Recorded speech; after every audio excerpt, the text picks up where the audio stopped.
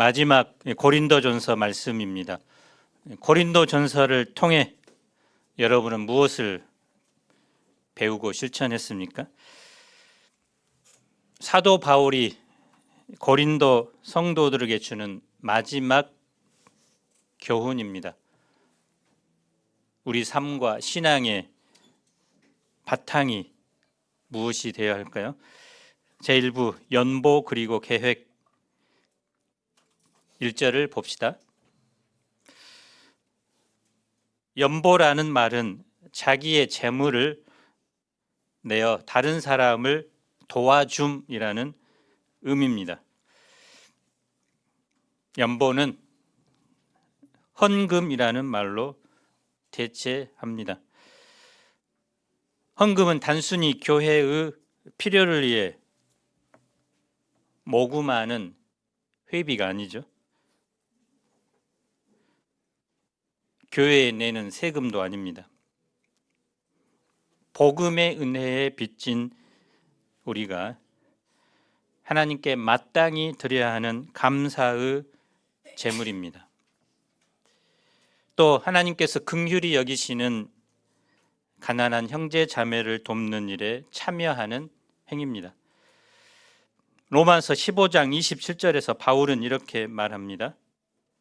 저희가 기뻐서 하였거니와 또한 저희는 그들에게 빚진 자니 만일 이방인들이 그들의 영적인 것을 나눠 가졌으면 육적인 것으로 그들을 섬기는 것이 마땅하니라. 당시 예루살렘 교회는 기근으로 인해 물질적 어려움을 겪고 있었습니다. 바울은 이제 그 은혜의 빚을 갚아야 한다고 말합니다. 갈라디아 교회에 명한 것과 같이 고린도 교회에도 구제 헌금에 동참할 것을 권면합니다. 요즘 교회에서 헌금에 관해 이야기하는 것이 불편한 시대가 되었습니다. 경제적인 부분이 사람들에게 민감한 부분이기 때문입니다. 그래서 어떤 분은 11조를 내지 않는 것은 하나님의 것을 도둑질하는 것이라고 성경에 나와 있다라고 성경 공부를 했는데 그것을 듣자마자 나 상처받았어요 하고 교회를 떠났다고 합니다. 어리석은 자죠. 그럼에도 불구하고 바울은 분명하게 헌금, 날짜, 헌금의 방법, 또 헌금의 사용 등을 구체적으로 가르쳐 줍니다. 그들은 어떻게 헌금해야 합니까? 2절을 함께 읽어 봅시다. 시작.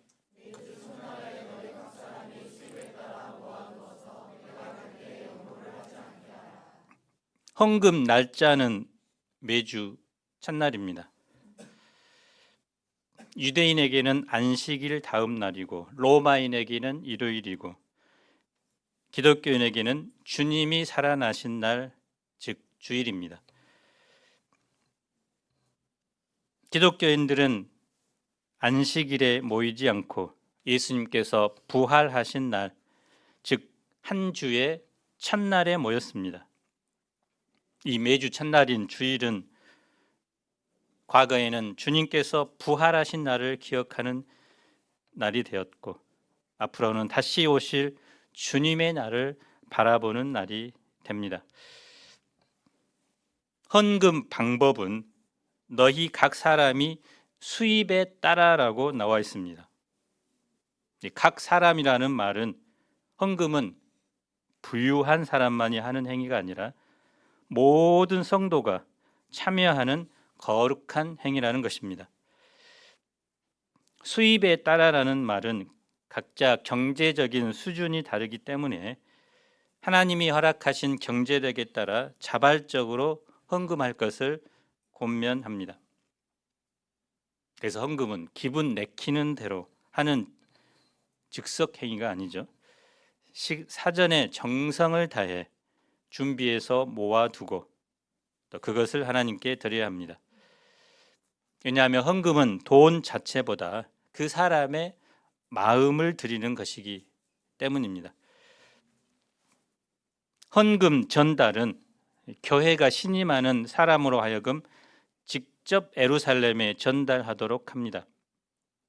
바울은 그에게 친필 추천서를 써주겠다고 합니다. 사도행전 20장 4절을 보면 고린도 교회를 위시하여 각 지역의 구제 헌금 전달자 7명의 이름이 나옵니다.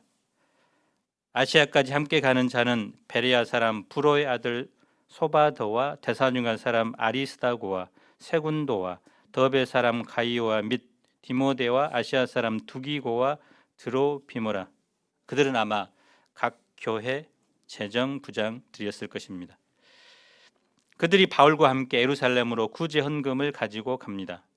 오늘날처럼 인터넷 계좌로 송금할 수 있는 시스템이 갖추어지지 않았기 때문에 헌금 전달은 고대에 매우 중요한 문제입니다. 동전, 또 은전과 같은 헌금이었기 때문에 무겁죠. 목적지로 가는 도중 강도, 도둑을 만날 수도 있고 또 배를 타고 가는 도중에 풍랑을 만나 전달에 실패할 위험성이 상시로 존재했습니다. 또 신실하지 못한 사람이 전달을 맡은 경우 도중에 잠적할 경우도 있었습니다. 그래서 바울은 헌금 관리에도 각별히 신경을 쓴 것입니다. 바울은 왜 선교지 교회가 어머니 교회인 예루살렘 교회를 위해 헌금하도록 했을까요?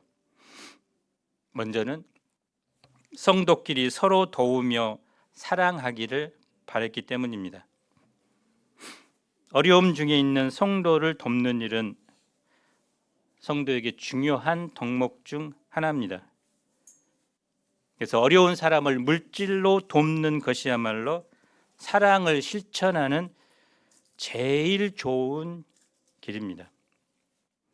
그래서 고린도전서에서 반복해서 사랑으로 행하라고 바울이 명령하고 있는데 가장 좋은 것은 물질적인 도움을 주는 것입니다. 우리 강주 산부도 현재 우리가 개척한 교회를 비롯해서 9개 개척 지부를 지원하고 있습니다.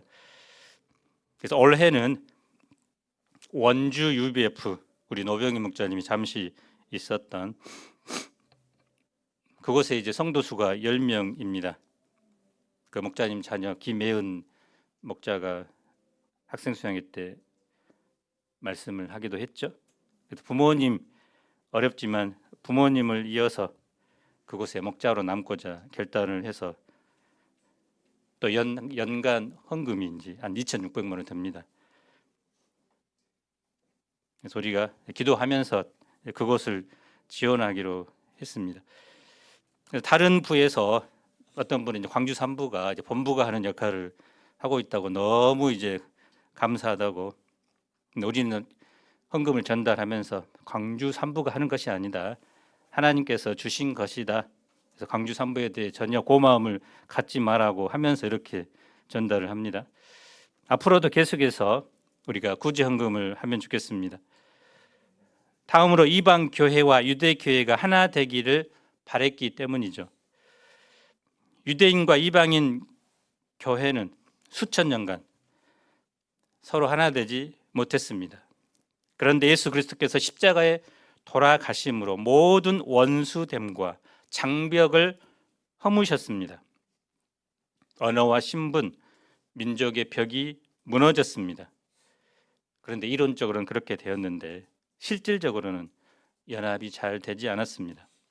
그런데 이제 이방 교회가 예루살렘 교회에 구제 헌금을 전달함으로 이방 교회와 유대 교회가 화해하고 연합하는 역사적인 일이 벌어지게 되었습니다. 바울은 이제 앞으로의 여행 계획을 말합니다. 5절, 6절을 읽어봅시다. 시작.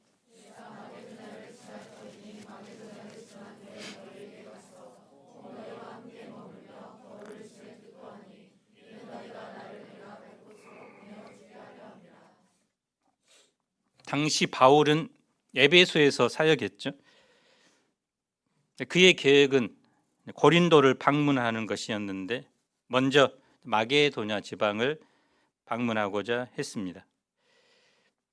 실제 바울은 이 계획대로 마게도냐를 거쳐 고린도에 AD 57년에 도착하여 3개월간 머문 후에 예루살렘 쪽으로 가는데요. 그때 그 유명한 로마서를 집필하기도 합니다. 그런데 바울은 자신의 계획이 있었는데 그 모든 것들을 주님께서 주관하고 계시고 주님께서 허락하셔야만 가능하다는 사실을 말합니다. 그래서 주께서 허락하시면이라는 말을 넣죠. 최종 결정은 하나님께 맡깁니다.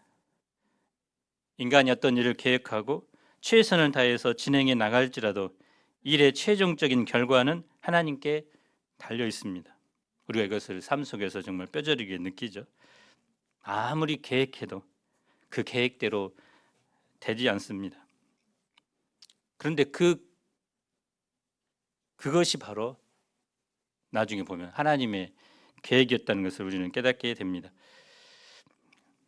우리는 어떤 일을 할 때 계획에서부터 결정하고 행동하는 것에 있어서 모든 과정을 하나님께 맡기고 기도하는 삶을 살아야 합니다. 8절 9절을 봅시다. 시작.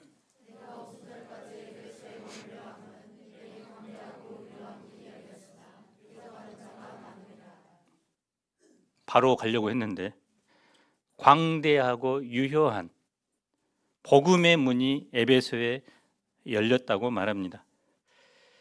그래서 오순절까지 그곳에 머물고자 합니다. 바울은 이 에베소에서 두란노소원이라는 곳에서 2해 동안 낮잠 시간을 이용하여 날마다 성경을 강론합니다. 그 결과 아시아에 사는 유대인이나 헬라인이나 다 주의 말씀을 개척 듣게 되었습니다. 그 말씀을 들었던 아시아 사람들이 자기 고향으로 가서 교회를 세웁니다. 뿐만 아니라 마술을 행하던 많은 사람들이 마술책을 모아 가지고 불살랐는데 그 책값을 계산한 지 은 5만, 오늘날 가격으로 약 50억 원 정도 됩니다. 이런 복음의 역사가 활발하게 일어난 것입니다. 그래서 올해도 동아리 홍보와 전도를 통해서 하나님께서 조대, 전대, 동강대, 광주대, 조선간호대, 또 오늘 처음 오셨다고 하는 이 송원대, 특히 26학번은 또 마음이 순수하다고 합니다. 항상 우리는 그렇게 말하죠. 올해 학번이 순수하다. 근데 올해는 좀 순수한 것 같습니다. 근데 반면 복음의 역사가 활발한 그 이면에 또 사탄의 역사도 활발하다고 합니다. 에베소에서 특별히 데메드리오와 같은 대적자들이 바울을 대적했습니다. 그래서 바울이 도저히 그곳에 있을 수 없어서 다른 곳으로 가게 되죠. 복음 사역에는 양면성이 있습니다. 성령의 사역이 활발하면 사탄도 열심히 활동합니다. 그렇지만 결국 하나님의 말씀이 승리합니다. 바울은 자기가 이제 가는 대신 먼저 디모데를 고린도 교회에 보냅니다. 10절을 봅시다. 디모데가 이르거든 너희는 조심하여 그로 두려움 없이 너희 가운데 있게 하라. 이는 그도 나와 같이 주의 일을 힘쓰는 자임이라. 그래서 디모데가 고린도에서 아무 두려움 없이 지내도록 돌보아 달라고 부탁합니다. 또한 누구도 디모데를 업신여기지 말 것을 부탁합니다. 디모데가 사명을 마치고 바울에게로 복귀할 때까지 끝까지 배려해 주도록 당부합니다. 디모데 역시 바울처럼 주님의 일을 맡은 일꾼이기 때문입니다. 디모데가 바울의 최측근이라는 사실 때문이 아니라 주님의 일을 하는 종이기 때문에 그에게 호의를 베풀어야 한다는 것입니다. 그래서 우리 가운데 또 선교사님들이 왔다 갔다 합니다. 또 잠시 우리 한디도 선교사가 왔고요. 또 5월 달에는 많은 분들이 오십니다. 그분들이 머무는 동안 우리가 그들에게 호의를 베풀고 또 이곳에서 편안히 쉼을 누리도록 적극적으로 섬겼으면 좋겠습니다. 여기까지는 좋은데 바울과 이 경쟁 관계에 놓인 것처럼 보이는 아볼로에 대한 언급도 있습니다. 12절입니다. 형제 아볼로에 대하여는 그에게 형제들과 함께 너희에게 가라고 내가 많이 권하였으되 지금은 갈 뜻이 전혀 없으나 기회가 있으면 가리라. 바울과 아볼로는 자기 뜻과 상관없이 두 사람의 추종자들이 고린도 교회에서 양대 파벌을 형성하고 있었습니다. 아마 아볼로를 추앙하고 있던 사람들이 그가 고린도 교회에 와서 목회해 주기를 요청한 것 같습니다. 바울이 아볼로를 경쟁자요 적수로 생각했다면 바울 자신은 아볼로의 고린도 파송을 쌍수로 반대했을 것입니다. 그런데 바울은 자신이 먼저 아볼로에게 고린도에 가라고 여러 번 강력하게 권면했다고 말합니다. 그런데 아볼로는 고린도에 갈 마음이 전혀 없었죠. 분쟁에 처한 고린도 교회로 지금 가는 것은 적절하지 않는 것으로 판단했기 때문입니다. 그래서 바울과 아볼로 사이에는 고린도 성도들이 생각하는 시기심, 경쟁심이 하나도 없다는 사실을 보여줍니다. 이 상에서 우리의 재정, 우리의 계획, 우리의 발걸음도 모두 주님의 계획에 따라 이루어지도록 기도합시다. 이를 위해 늘 주님의 음성에 귀 기울이고 오늘 하루도 나의 뜻, 나의 계획보다 주님의 뜻, 주님의 계획이 내 삶에 실현되도록 기도하고 행동하면 좋겠습니다. 제2부 마지막 권면과 인사 13절로 24절입니다. 그러면 고린도전서를 마치면서 바울이 정말 그들에게 부탁하는 마지막 권면이 무엇일까요? 13절, 14절을 함께 읽어봅시다. 시작.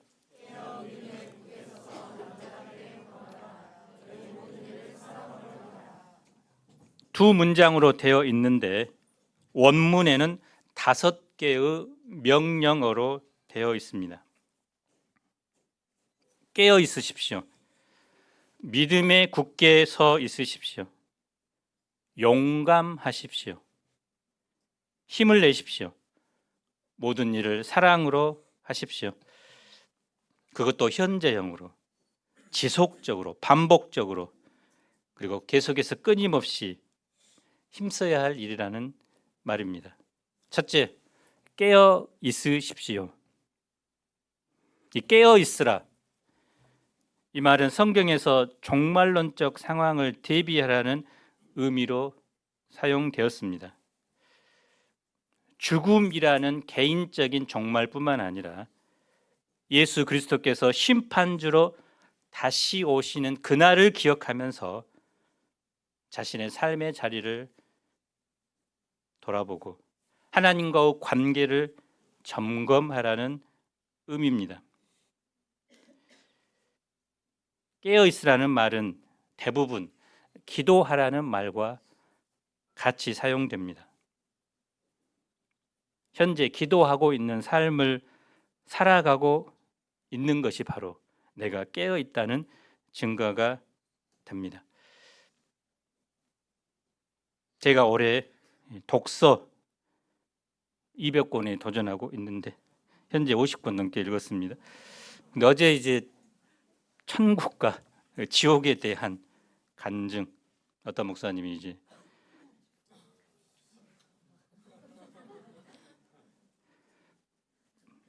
나주 성좌산 기도원에서 했던 천국과 지옥 경험을 이제 책으로 써 놓은 것인데, 천국까지는 너무 이제 소망이 되었는데 지옥 편을 볼 때 너무 막 고통스러운 곳이라 차마 이제 말로 이제 표현하기는 그렇지만, 천국과 지옥을 보여주는 그 환상이 윈스턴 처칠 영국의 수상이 이제 영국이 19세기까지 엄청나게 그런 부흥 운동이 일어났는데 그 후로 이제 인본주의, 세속주의로 교회들이 이제 타락하고 점점 줄어드는 그 상황에서 이제 목회자들에게 윈스턴 처칠이 영국 교회가 이렇게 무너지는 것은 목회자들이 천국과 지옥을 설교하지 않기 때문이다. 그렇게 말을 했다고 합니다. 그러면서 정말 한 사람이라도 구원받고 천국에 가는 것이 너무나 중요하기 때문에 그 환상을 이제 보여주었다고 했는데 그 지옥의 고통이 너무 고통스러우니까 지금까지 좀 남아서 좀 아침까지 좀 마음이 좀 우울했는데요. 소리가 절대 가지 않을 곳이 지옥이다. 영원토록 그 고통하는 곳에서 회개할 수도 없고 또 다시는 기회가 주어지지 않는 그런 장소이기 때문에 그것이 우리 삶을 통해서 결정되기 때문에 오늘 이 자리에 처음 오신 분들도 정말 예수 그리스도를 믿고 결코 지옥에 가지 말기 바랍니다. 그러기 위해서 정말 깨어 있어야 할 것 같습니다. 우리는 언제 어떻게 주님께서 재림하실지 알 수 없기에 이 밤에 올 수도 있습니다. 그렇기 때문에 영적으로 늘 깨어 있어야 합니다. 전방에서 보초서는 초병이 눈을 부릅뜨고 경계 근무를 서듯이 정신을 반짝 차려야 합니다. 데살로니가전서 5장 6절은 말씀합니다. 그러므로 우리는 다른 이들과 같이 자지 말고 오직 깨어 정신을 차릴지라. 깨어 있지 않으면 이 시대 문화와 시대 정신에 잠식당하게 됩니다. 깨어 있지 못하고 영적인 잠을 자고 있으면 시험에 들고 유혹에 넘어집니다. 원수 마귀는 우리가 바쁘게 열심히 사는 것을 두려워하지 않습니다. 너무 바쁘게 살고 열심히 무언가 하느라고 영적으로 깨어있지 못한다면 그보다 마귀에게 더 좋은 일은 없습니다.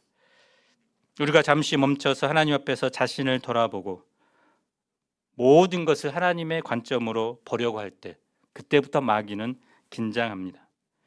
비로소 그때 영적 전쟁을 치를 군사로 깨어나기 때문입니다. 둘째, 믿음에 굳게 서 있으십시오. 깨어 있으라가 믿음의 불을 켜는 행위라면 두 번째 명령 굳게 서라는 말씀은 계속해서 그 믿음의 불이 꺼지지 않도록 지키는 것입니다. 불순물이 가득한 연료는 금세 불이 꺼집니다. 순도 높은 고급 연료는 불을 오랜 시간 동안 활활 타오르게 합니다. 우리가 믿음에 굳게 서 있으려면 순도 높은 진리, 하나님의 말씀을 끊임없이 공급받아야 합니다. 존 메가더 목사는 이렇게 말했습니다. 사탄은 우리에게 구원하는 믿음을 빼앗을 수 없으나 믿음의 내용을 모호하게 만들 수 있다. 바른 교훈의 말씀이 지속적으로 내 영혼에 공급되어야 합니다. 그것이 성도들을 믿음에 굳게 서게 합니다. 그러므로 올해 방향처럼 하나님의 말씀을 읽고 묵상하고 암송하고 권하고 가르치는 일에 힘씁시다. 셋째, 용감하십시오. 넷째, 힘을 내십시오. 이 말을 우리가 어떤 사람으로부터 들었다고 해서 용기가 생기고 힘이 나는 것은 아니죠. 우리가 두려워하지 않고 담대하게 세상과 맞짱 터야 한다는 것을 모르는 사람은 없습니다. 하지만 숱한 패배, 실패로 인해 나약해지고 뒤로 빠져있는 모습이 익숙해진 것뿐입니다. 사도행전은 이런 말씀이 있죠. 내가 달려갈 길과 주 예수께 받은 사명 곧 하나님의 은혜의 복음을 증언하는 일을 마치려 하면은 나의 생명조차 조금도 귀한 것으로 여기지 아니하노라. 우리 김예슬아 목자님의 기도의 내용처럼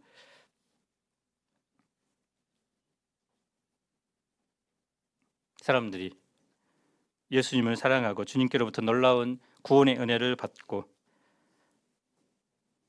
또 사명을 받았는데, 그러나 거기에서 멈추고 정말 주님을 위해 헌신하고 복음을 전하는 그런 선교사의 삶을 사는 사람은 요즘은 거의 희박하다.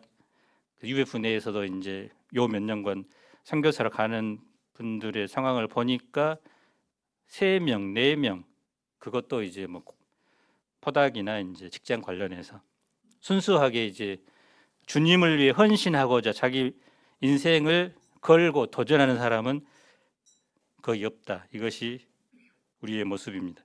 그래서 이번 세계 선교 대회를 통해서 하나님의 부르심을 영접하고 하나님께 쓰임 받고자 하는 선교 자원들이 다시 일어서는 그런 대회가 되기를 기도하고 있는데요. 그것이 저 사람이 아니라 내가 되도록. 사도 바울의 이런 담대한 고백에 사도 바울님 멋져요. 그러나 자기의 고백으로는 받아들이기 힘들죠. 이런 마음을 먹어도 그렇게 살지 못할 것이 뻔한데 우리는 겁쟁이가 어느새 되었습니다. 용감하라. 그러나 힘을 내라의 공통점은 수동성이 있습니다. 용기와 힘은 우리 안에서 자체적으로 나오는 것이 아닙니다. 성령으로부터 주어지는 것입니다. 바울은 에베소 교회에 편지할 때 그의 영광의 풍성함을 따라 성령으로 말미암아 너희 속 사람을 능력으로 강건하게 하시오며, 사도 바울이 처음부터 이런 용감한 사람이 아니었죠. 성령께서 그를 사로잡을 때 그가 주님을 위해 자기 인생을 걸고 목숨을 버리기까지 주님을 섬깁니다. 또 주님의 함께 하신다는 그 약속, 그것을 붙들 때 세상과 맞서 싸울 용기를 얻습니다. 우리는 언제든지 성령께 필요한 지혜와 힘과 용기를 구할 수 있습니다. 우리가 세상에 맞설 힘이 부족해도 예수님은 요한복음 16장에서 담대하라, 내가 세상을 이기었노라고 선포하셨습니다. 또 마귀를 대적하면 그가 우리를 피할 것이라고 말씀하셨습니다. 그러므로 우리는 날마다 세상을 향해서 담대하게 승리를 선포해야 합니다. 우리 한번 외쳐봅시다. 담대하라, 내가 세상을 이기었노라. 시작. 담대하라, 내가 세상을 이기었노라. 우리는 도덕적인 착함에 만족하는 신앙이 아니라 우리 삶의 현장을 하나님이 통치하시는 나라로 변혁시키는 역사 창조자로 쓰임 받을 수 있기를 기도합니다. 5째, 모든 일을 사랑으로 하십시오. 이 한마디가 고린도전서 전체의 핵심 주제입니다. 어거스틴은 요한일서 설교에서 사랑하라, 그리고 그대 마음대로 하라 라고 선포함으로 사랑을 강조했는데요. 예수님은 모든 것에 부유한 분이시지만 우리를 사랑하셨기 때문에 그 모든 것을 아무것도 아닌 것처럼 여겼습니다. 예수님의 귀한 몸을 아무것도 아닌 것처럼 십자가에 내어주셨습니다. 예수님은 하늘의 군대를 동원하여 우리를 건져주신 것이 아니라 사랑으로 구원해 주셨습니다. 사랑은 신앙의 출발이며 마침입니다. 모든 일은 반드시 사랑으로 해야 합니다. 주님을 사랑하기 때문에, 그리고 그 사랑에서 자연스럽게 흘러나오는 형제 자매 사랑이 모든 일의 동기와 목적이 되어야 합니다. 말씀을 전하는 일도, 청소와 설거지를 하는 일도, 사람들을 말씀으로 가르치고 섬기는 것도, 반갑게 동역자들을 맞이하는 일도, 찬양을 부르고 악기를 연주하는 것도 주님과 성도들을 사랑하고 또 사랑하기 위한 목적으로 해야 합니다. 우리가 고린도전서를 마치면서 마음에 새겨둬야 할 한 가지 교훈이 있다면 바로 사랑으로 모든 것을 행하는 것이 되어야 합니다. Do everything in love. 이런 삶을 산 사람이 누굴까요? 바울은 그런 사람을 소개합니다. 15절을 읽어봅시다. 시작.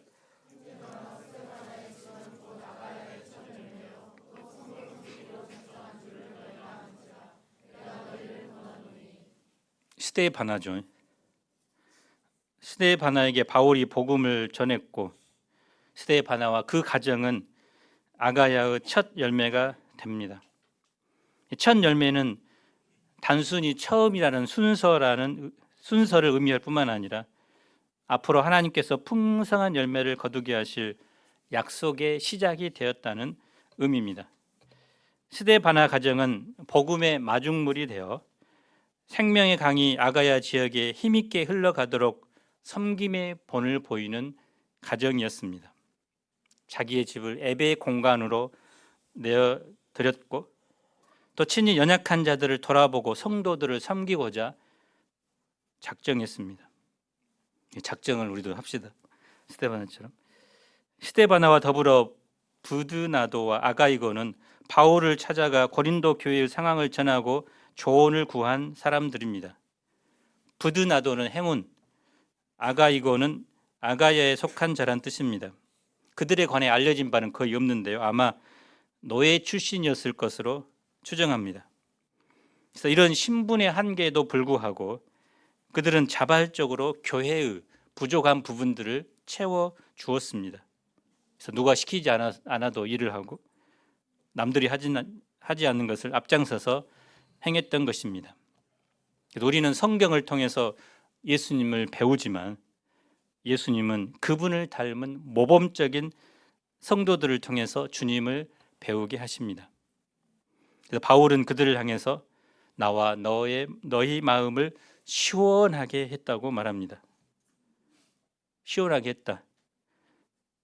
단순히 더위를 식히는 에어컨이 아니라 마음을 위로하고 격려하며 또 갈증을 해소하는 것처럼 영적인 또 정서적인 만족을 주는 사람들이었다는 의미입니다. 그래서 누군가의 부족함을 채워주고 마음을 후련하게 해주는 그런 삶을 살았던 것입니다.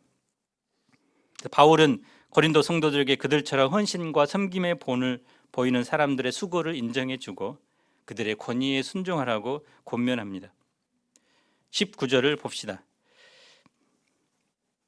아시아는 오늘날 튀르기의 서쪽 소아시아에 제기했던 교회들인데 즉 에베소, 골로새서, 라오디게아, 히에라볼리 교회 등입니다. 그 중에서 특별히 이제 아굴라와 브리스가를 소개합니다. 우리 중에도 계시죠? 본래 이 부부는 소아시아 지역의 본도 출신 유대인인데 로마 지역에 정착해서 살고 있었습니다. 그런데 주후 49년에 클라우디우스 황제의 유대인 추방 명령으로 말미암아 로마에서 쫓겨나 고린도에 거주하게 되었고 그곳에서 천막을 만들어 생계를 유지했습니다. 그러다가 바울과 함께 에베소로 건너와 자신의 집을 에베처서로 개방하고 이를 통해 에베소 교회가 시작되었습니다. 초대교회는 이처럼 가정교회 형태였죠.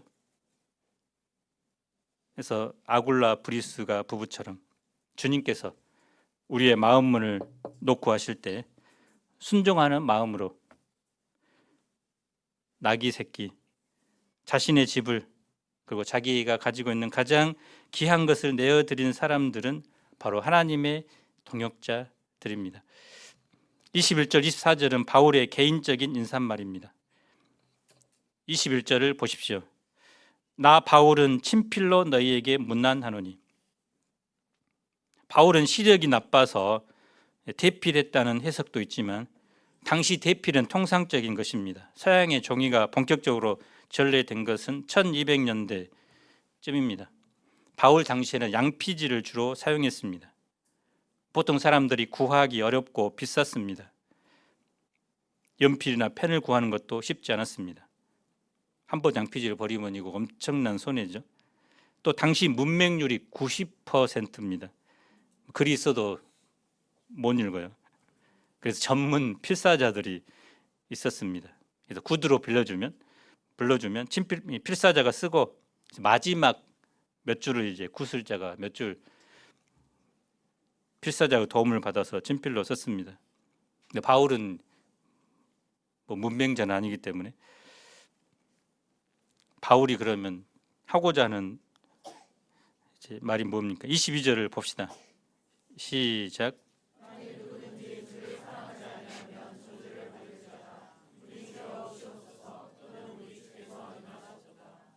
참 성도인가 구분하는 시금석 중 하나가 주님을 사랑하느냐 그렇지 않느냐입니다. 바울은 주님을 사랑하지 않는 사람은 저주를 받는다라고 강력하게 경고합니다. 주님을 사랑하지 않으면서 사랑하는 척 하는 사람이 있었기 때문입니다. 결국 형제 자매를 사랑하지 않는 사람은 결국 주님을 사랑하지 않는 자고, 그런 사람은 저주를 받는다고 말합니다. 우리 주여 오시옵소서, 유명한 말이죠. 뭡니까? 마라나타. 두 가지 의미가 있습니다. 먼저 주님이 오셨다 라는 고백의 의미입니다. 하나님의 나라가 우리 주 예수 그리스도 안에서 온전히 성취되었다는 것입니다. 우리가 이 세상의 풍요와 안정과 즐거움에 만족할 수 없는 이유는 주님께서 이미 우리에게 오셨기 때문입니다. 그래서 우리는 주님을 사랑하고 교회를 사랑하며 이웃을 사랑하며 살아야 합니다. 또 하나는 우리 주여 오시옵소서라는 기원의 의미입니다. 당시 성도들이 다시 오실 주님을 소망하면서 했던 인사말입니다. 그래서 늘 깨어서 예수님의 재림을 소망하며 살라는 것입니다. 마지막으로 23절, 24절을 봅시다. 주 예수 그리스도의 은혜가 너희와 함께하고 나의 사랑이 그리스도 예수 안에서 너희 무리와 함께 할지어다. 바울이 그동안 고린도 교회의 많은 문제를 다루었죠. 그 문제를 지적하면서 한편으로 마음이 불편했습니다. 사랑의 기도로 끝맺기가 쉽지 않습니다. 그런데 바울은 그리스도 예수 안에 있는 성도들에 대한 사랑으로 가득합니다. 이 바울의 사랑은 그들을 향한 주님의 사랑에 기초합니다. 그래서 예수 그리스도의 사랑으로 다른 사람을 사랑하며 복을 비는 것이 바로 그리스도의 삶의 핵심입니다. 그래서 우리는 다른 사람을 사랑하며 또 다른 사람을 축복하는 그런 그리스도인이 됩시다. 한 주간도 우리가 모든 일을 이 사랑으로 행할 수 있기를 간절히 기도합니다. 기도하겠습니다. 고린도 전서를 마치면서 하나님께서 우리에게 주신 다양한 은사, 직분 있는데 정말 이 모든 것들을 사랑으로 행하는 성숙한 그리스도인 될 수 있도록 축복해 주시기를 간절히 기도합니다. 다시 오실 주님을 기대하며 소망하며 늘 깨어있는 삶이 되게 하시고 두려워하고 절망하지 않고 용기 있게 또한 세상을 향하여 담대한 믿음의 선포를 하며 살아가는 저희가 되게 하옵소서. 예수님 이름으로 기도합니다.